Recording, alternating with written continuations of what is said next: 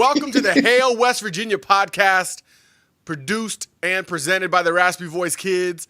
I am Brandon Phoenix, a.k.a. I Also Hate Pitt. I'm joined by my brother Jeremy, J.N. Phoenix.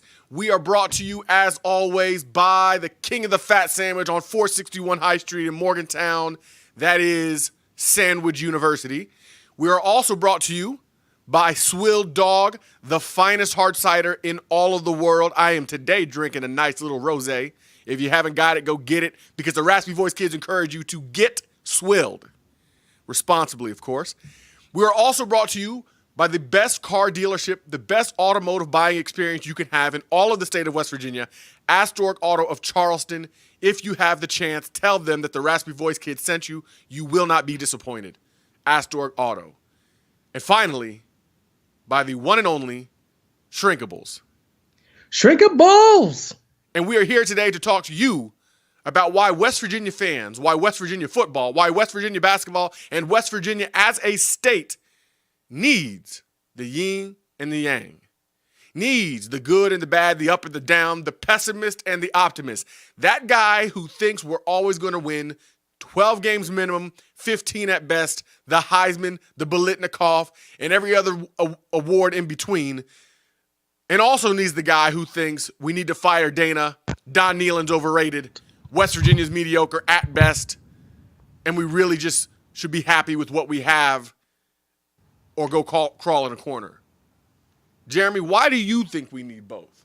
Do we need both? You know, I think I get frustrated with both sides of it. You know, there's times when I'm the rah-rah guy, get up, get out your seat quick with the, pouty faces or whining about everything, let's go. And then there's times where, I've said this before, I feel like, we need to quit treating West Virginia like they're our, daughter in third grade gymnastics. Like everything isn't roses and sunshine. It doesn't mean be bad fans, but also we don't have to act like we're getting a good product if we're not. So I think I've been on both sides. I think most of us have been on both sides, but it's one of them things that I think we need both sides to be a good fan base, because that's what good fan bases do. Not what they do, but just who they are. If you look at any fan base across the country, whether it's big teams, whether it's NFL, whether it's NBA, whether it's soccer clubs, you have the fans who are over the top, everything's great, and you have the other people who, are a little bit more ruckus. But when you mix them in, that's what makes a great fan base as a whole. Yeah, what happens is the guys and girls who think we're going to win every year are the reason we have fans show up every single year. It's how you sell season tickets every single year. If nobody has any optimism, if we don't have any hope for the future, what is the point of investing? So you need those people who never think we're going to lose, even if they are a bit ridiculous. That said, I'm okay with people who are critical of the program. I'm okay with people who are critical of Dana or Coach Huggins, people who are critical of Randy Mazey or E. Gordon Gee or Shane Lyons, because we do have a right to our opinion. We do spend money, time, and energy. We are emotionally involved. And if we weren't, West Virginia would not be making record profits. Amen. But because we are, they do. And so we can't lie about what our eyes tell us. We can't lie about what our ears hear. We have to be honest. And that's one of the hallmarks of West Virginia, is that we tell it like it is as a state, as a people. That's one of the things you can say about us, is we tell it like it is. So if you give me a team that's projected to win 10 or 11 games and they only win 6, there's no reason for me to act like everything's roses, like Jeremy said. That said, I don't like when people look at Dana and talk about his record and don't acknowledge what Jake Lance, a.k.a. Night Stare, said, which is that Dana's record essentially matches what West Virginia's historical record is. Or when you look at how many 10-win seasons we've had, that Dana's got 2 of them now. And we don't have that many.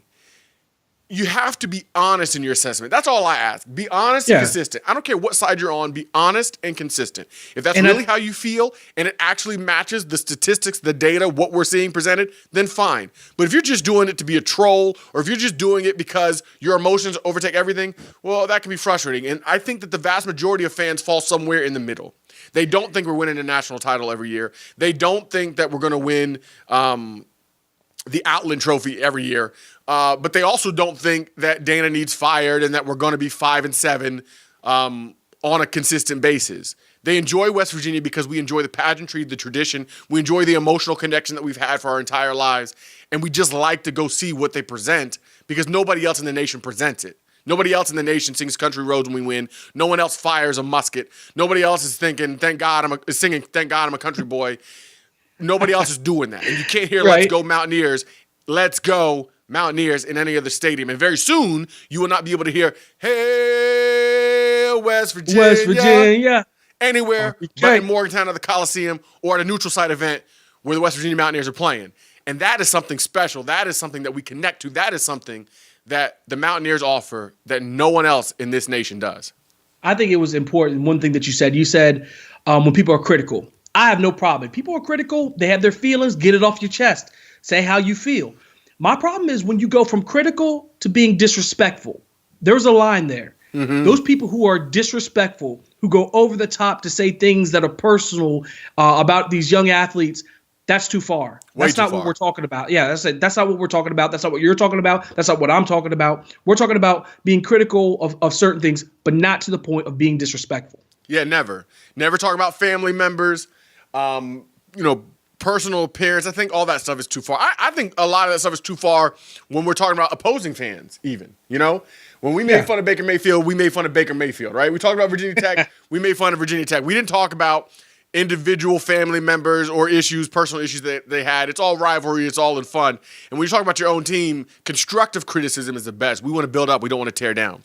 And I think you're spot on, Jay. I think you're 100% right. Real talk. And I'm gonna tell you something else that's spot on.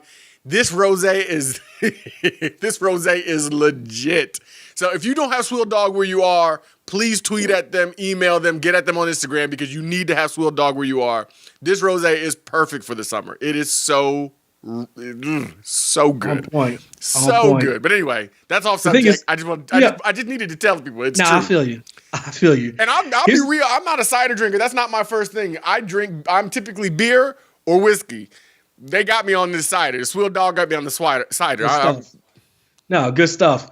The thing about the fan base is one being critical and one being overly compassionate. Those aren't everything that's in one fan base. Matter of fact, Bleacher Reporter came out with a whole list of things that you see at the game, fans that are at the game. And I just want to go over a little bit of this list because I think it's so good.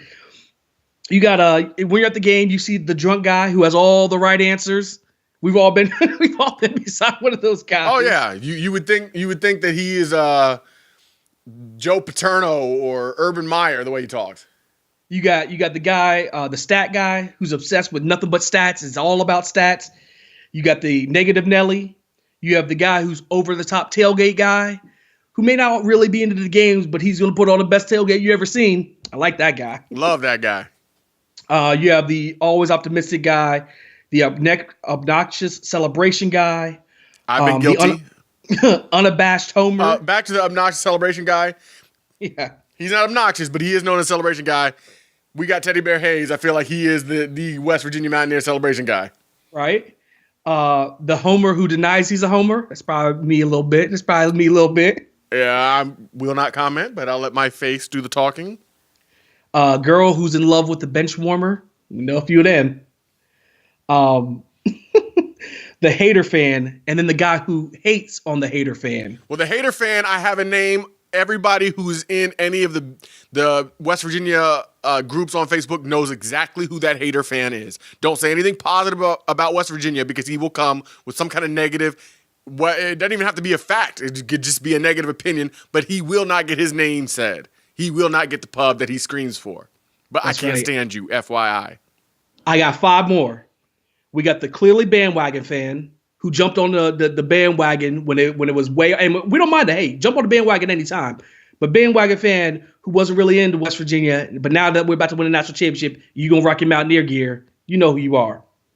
You got the people who pretend to like sports. People who are sitting in the crowd who really don't care, but they're going to pretend or put on for the people around them. Once again, I don't mind that. As long as you're part of Mountaineer Nation, as long as you're wearing the gold and blue, that's who you are.